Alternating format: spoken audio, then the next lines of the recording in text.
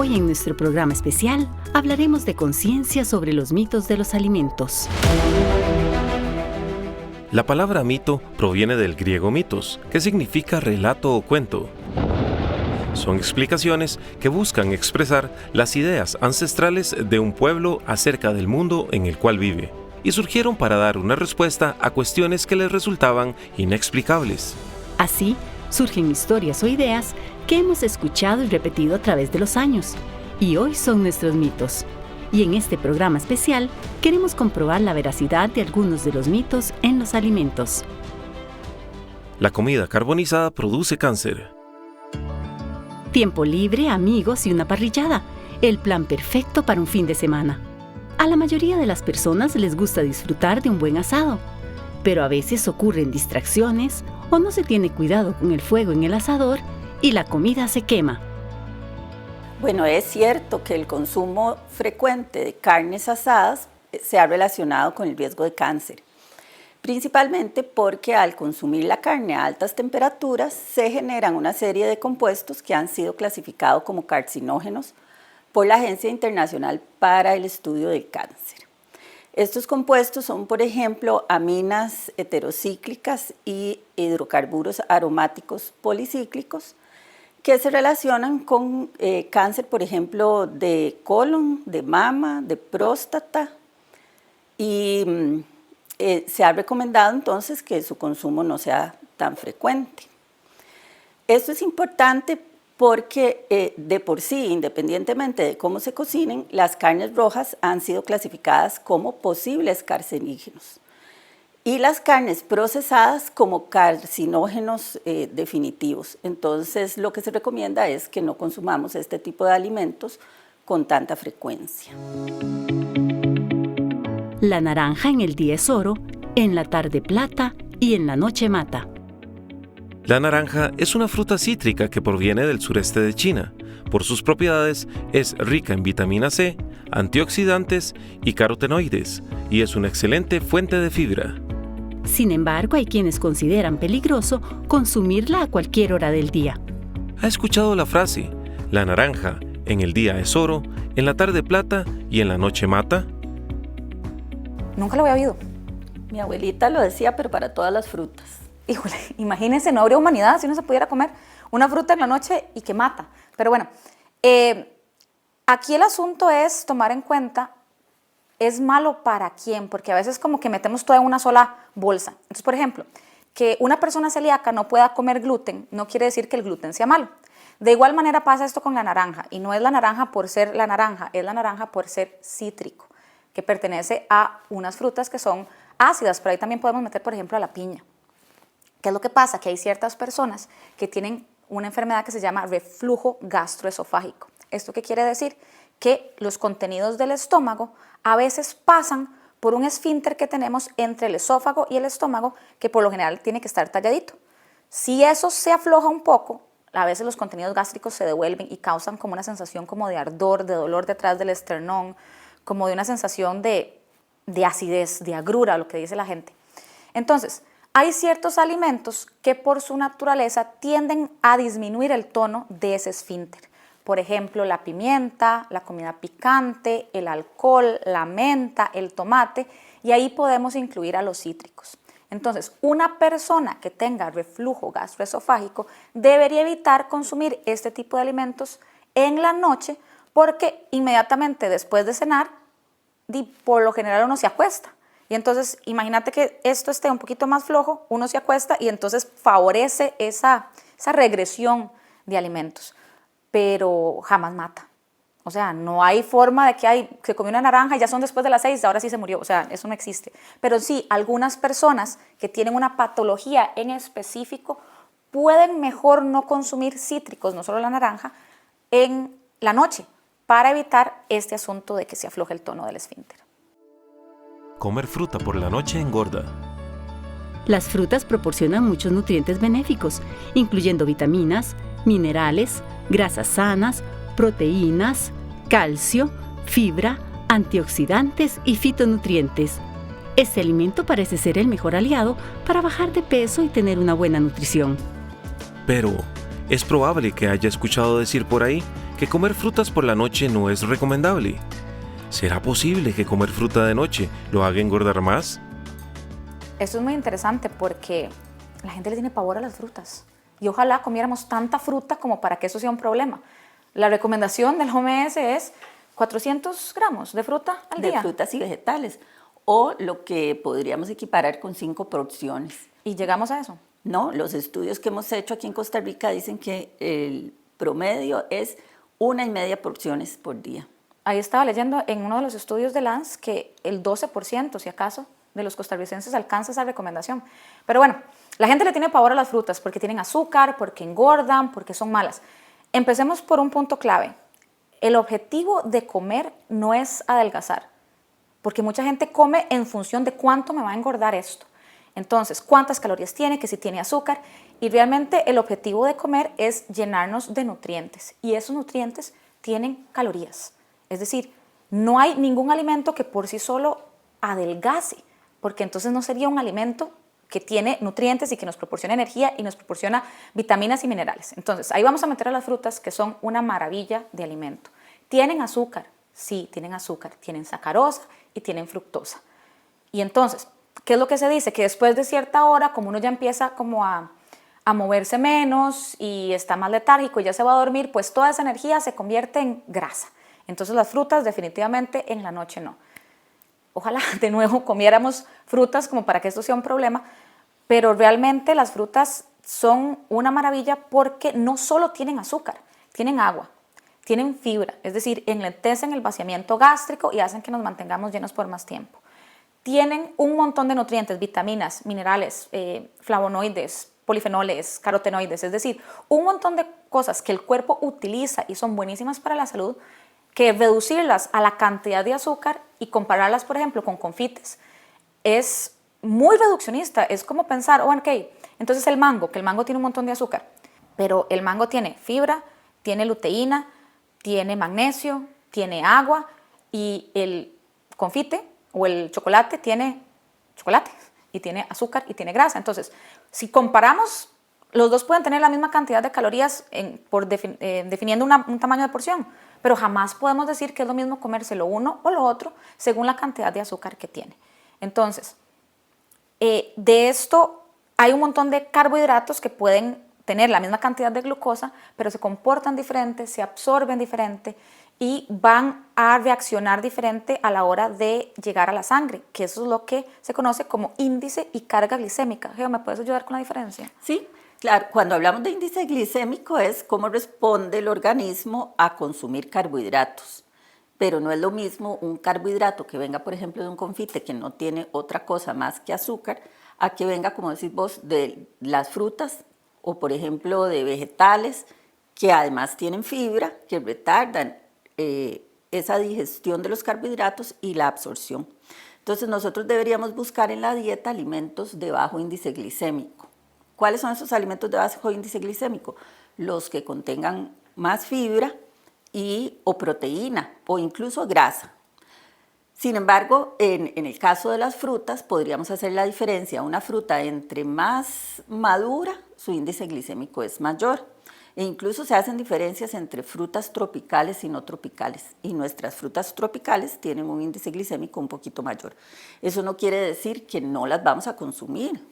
O sea, las frutas, y como vos decías, tienen un montón de nutrientes que son esenciales. Ahí lo importante es el tamaño de la porción. Pero igual volvemos a que nosotros en Costa Rica no comemos tantísimas frutas y vegetales. Más bien estamos por debajo de la recomendación.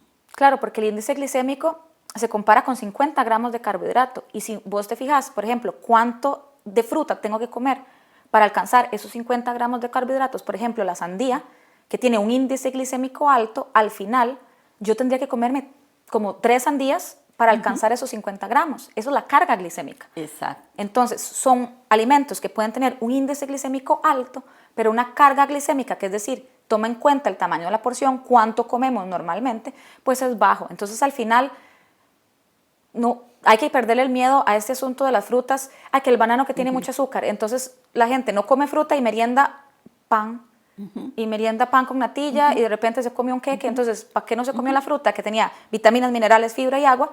y lo cambio por otra cosa que tal vez no sea la mejor opción. Y el pan blanco, por ejemplo, tiene tanto un índice glicémico tan alto que se usa también como patrón de comparación.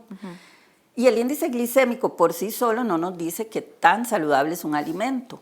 Por ejemplo, si nosotros pensamos en un chicharrón, ¿cuál es el índice glicémico de un chicharrón? Y cero, seguro. Cero, porque no tiene carbohidratos, Claro. pero tampoco es lo más saludable del mundo. Entonces el índice glicémico sirve como para poder comparar entre dos alimentos y poder escoger el que tenga un índice glicémico más bajo. Para eso hay tablas en las que podemos buscar el índice glicémico de los alimentos. Y en algunos países se ha querido que esa información venga también en las etiquetas de los alimentos procesados, pero aquí todavía no es algo obligatorio. Es que yo creo que también la gente le tiene ahora como mucho miedo a que suba la glicemia. Entonces hacen como un montón de tips para que el azúcar en sangre no suba. El azúcar en sangre sube normalmente y las personas que tienen un páncreas saludable se encargan con insulina de ese azúcar. Cada vez que comemos pan, cada vez que comemos pasta, cada vez que comemos frutas, cada vez que comemos dulce, es normal que ese azúcar llegue a sangre, se eleve la glicemia, el páncreas responde produciendo insulina y lo bajamos. Pero últimamente hay que comer esto, que el vinagre de manzana, que hay que comerse primero la ensalada y por último el arroz para que el índice... A ver, si no somos personas con resistencia a la insulina o con diabetes, nuestro páncreas se encarga. Entonces también hay que quitarle un poquito el miedo a el azúcar en sangre.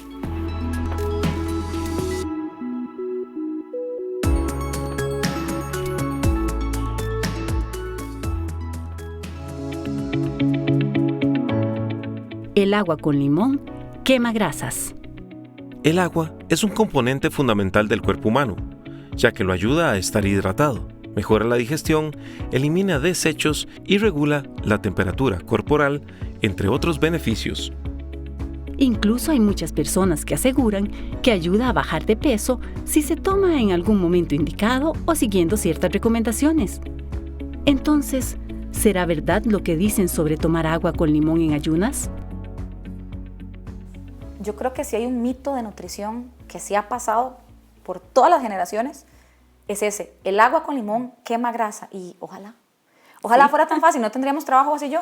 Esto viene de muchas formas o muchas fuentes, muchas explicaciones. Entonces empecemos porque hay gente que dice, no, es que el limón lo que tiene es pectina y la pectina al ser un tipo de fibra, pues nos mantiene llenos por más tiempo y entonces no comemos más, pero eso es el limón entero, no el jugo de limón. Entonces eso es mentira.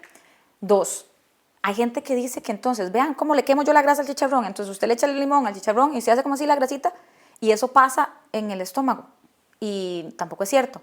Nosotros cuando comemos alimentos, nosotros no absorbemos el alimento entero. Entonces si comemos agua con limón, no es como que el limón de repente llega a la sangre así como está, absorbemos sus componentes individuales. Y mentira que ningún componente de limón, que en este caso que el ácido cítrico, la vitamina C, va a llegar a la sangre, va a llegar específicamente al tejido adiposo y decir, vine, ya no hay nada que hacer, se quema todo el mundo. O sea, quemar grasa, que es algo que utilizan indistintamente últimamente en redes sociales, se ve quemar grasa mientras duermes, esto para quemar grasa, esto para acelerar la quema de grasa. Quemar grasa es un proceso metabólico que está definido y dirigido por hormonas. Entonces no es tan sencillo como simplemente consumir té verde y que ese té verde cambie y sobrescriba toda la señalización hormonal que tenemos que nos indica cómo está la glicemia, es decir, cuánto azúcar tenemos en sangre, si lo que está elevado es insulina, si lo que está elevado es glucagón. Si el cuerpo no necesita la energía que está guardada en el tejido adiposo, no se va a quemar, no se va a deshacer.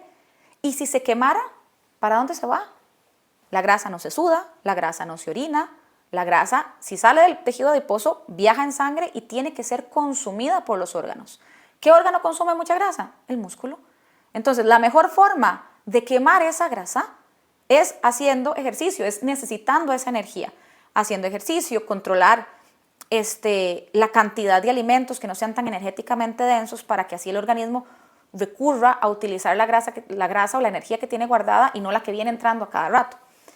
Dicen que calentando el agua entonces es mejor y en ayunas es mejor. ¿Qué es lo que pasa? Que si yo consumo agua con limón en lugar del jugo de naranja, en lugar del café con leche y azúcar, pues claramente estoy consumiendo menos calorías.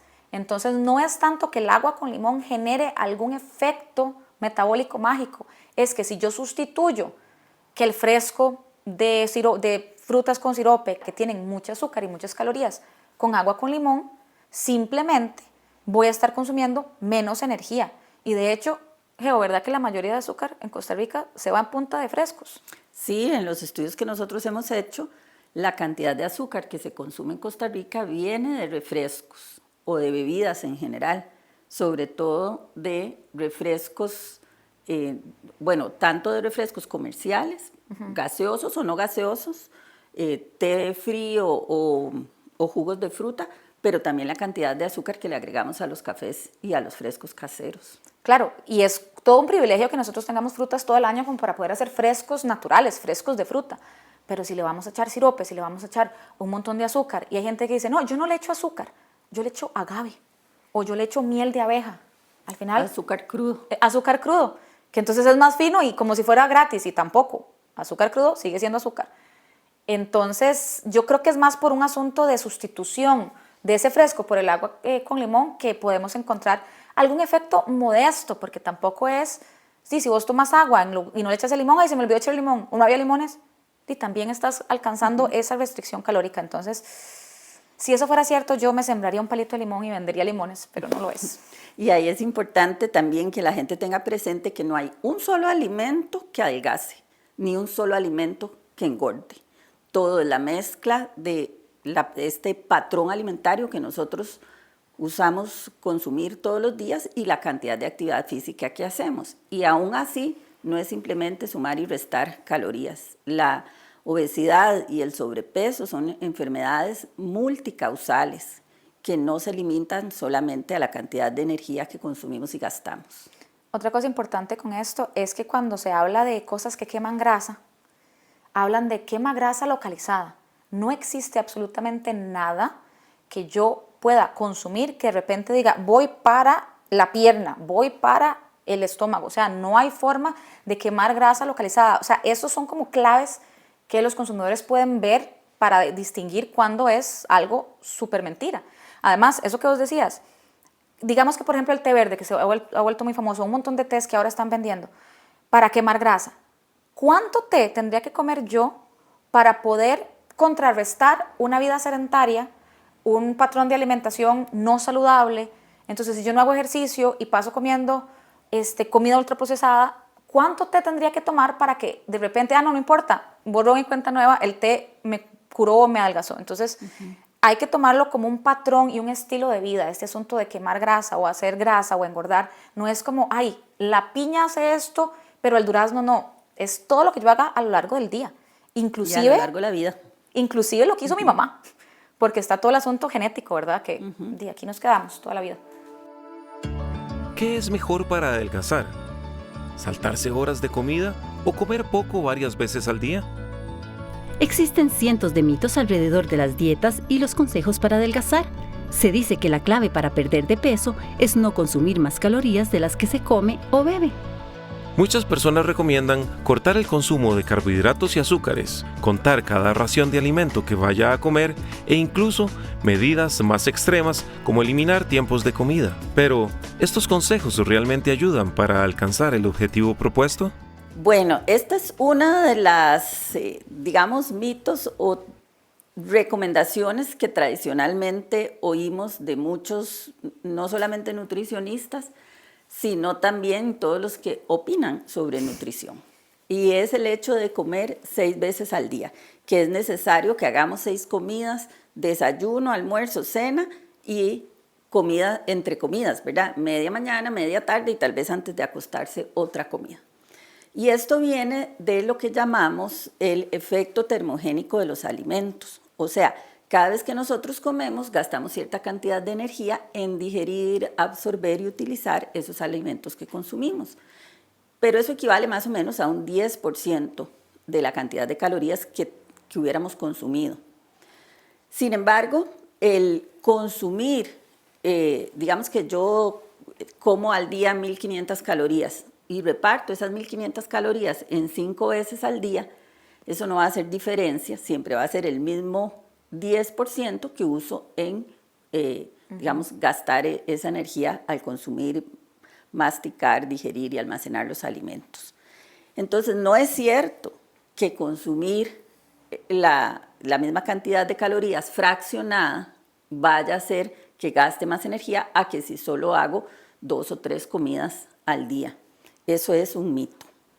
Sin embargo, hay algunas personas que piensan que al dejar de comer una comida al día, digamos, si me salto el desayuno, me salto la cena, voy a estar disminuyendo el gasto en reposo o lo que llamamos la tasa metabólica basal. Y esto tampoco es cierto. Esto se ve disminuido cuando tenemos una disminución del consumo de alimentos crónica. Por ejemplo, si estoy haciendo una dieta restrictiva, con el paso del tiempo cada vez voy a disminuir esa tasa de metabolismo basal. Entonces nosotros hemos visto que cuando la persona está a dieta, los primeros kilos se pierden muy fácil, pero ya después cuesta más. ¿Por qué? Porque ha disminuido esa tasa de metabolismo basal. Sin embargo, en el día ese efecto no se ve. Incluso ahí podríamos hablar un poco de lo que está de moda ahora, que es el ayuno intermitente. Ese ayuno intermitente quiere decir que gastemos o que consumamos la cantidad de energía que necesitamos en una ventana de tiempo, que usualmente, bueno, hay diferentes protocolos, pero digamos el más usado es 8 horas de alimentación, 16 horas de ayuno. Y este tiempo de ayuno nos da chance de usar la energía que tenemos almacenada, por ejemplo, como glucógeno en el hígado, y además permite bajar la cantidad de insulina que tenemos en sangre para que el glucagón haga lo suyo y utilicemos la energía que tenemos almacenada. Y eso, además de este beneficio, se ha visto que tiene otros beneficios a nivel de neuroprotección, por ejemplo, de mayor poder de concentración o una mejora en la función cognitiva, e incluso se habla de que podemos hacer una limpieza de la célula, lo que se conoce como autofagia, que empecemos a consumir proteínas o otras macromoléculas que están dañadas, mal dobladas o oxidadas como fuente de energía, y eso se ha visto que puede ayudar no solamente a reducir el riesgo de cáncer, sino también de enfermedades neurodegenerativas. Ahí dijiste algo muy importante, que es las calorías que nos tocan, porque entonces la gente no solo hace el ayuno, sino que hace una restricción calórica. ¿Qué es lo que me preocuparía ahí? Que la gente no esté llegando a las recomendaciones, sobre todo de micronutrientes. Por ejemplo, los lácteos, que por lo general se consumen en las meriendas, que el yogurt, que el queso del desayuno. Si yo me salto esos tiempos de comida, tengo que asegurarme de que en el tiempo que estoy comiendo, en esa ventana de alimentación, incluya fuentes de calcio, incluya fuentes de hierro, incluya fuentes de vitaminas, porque he visto eso que decís de 16 horas, entonces la gente dice, si 16 horas es bueno, 24 es mejor. Y entonces he visto gente que dice, tercer día de ayuno. A ver, hay que comer. Sí, eso no tiene ninguna ventaja. Y no tiene ningún sentido, es nada más decir, no he comido por una semana. Y es cierto, a veces la gente me pregunta, pero entonces es nada más de hacer restricción calórica. ¿Sería tan fácil decir, le voy a dar el truco para bajar de peso? No coma. Si usted no come nada durante ningún día, obviamente va a bajar de peso. Pero eso no quiere decir, de nuevo, volvemos a lo que estaba diciendo al inicio, el objetivo de comer no es adelgazar. Entonces, voy a tener a una persona delgada, anémica, con un montón de deficiencias y que va a tener igual un montón de problemas. Entonces, hay que tomar esto muy en serio. Si yo tengo que comer 2.000 calorías al día, me como esas 2.000 en esas 8 horas. Ajá. Sin excederse, Claro. porque también yo puedo decir, ya que estoy haciendo ayuno intermitente, en las horas que como lo que me da la gana. No, hay que buscar comer de forma saludable, diversa, incluyendo frutas, vegetales, granos enteros que los dejamos muy de lado, Claro. y todos estos alimentos que nos dan más nutrientes que calorías, pero cumpliendo con la cantidad de energía que necesito. ¿Hay estudios sobre quién no puede hacer ayuno intermitente? Por ejemplo, me imagino que una mujer embarazada sería un poquito riesgoso. Sí, claro, hay limitaciones. Uno no recomendaría ayuno intermitente a una persona que tenga trastornos de la alimentación, Por supuesto. ¿verdad? Adolescentes que están en crecimiento, mujeres embarazadas o en periodo de lactancia, y también se ha limitado esa recomendación a personas con más de 70 años, porque sus necesidades de micronutrientes están aumentadas y a veces, como vos decís, es difícil cumplirlas. Claro. En ese periodo de ayuno de alimentación tan restringido. Claro. Yo creo que también es importante mencionar que un peso saludable no necesariamente es un peso bajo, o cuanto más bajo el peso, más saludable es uno.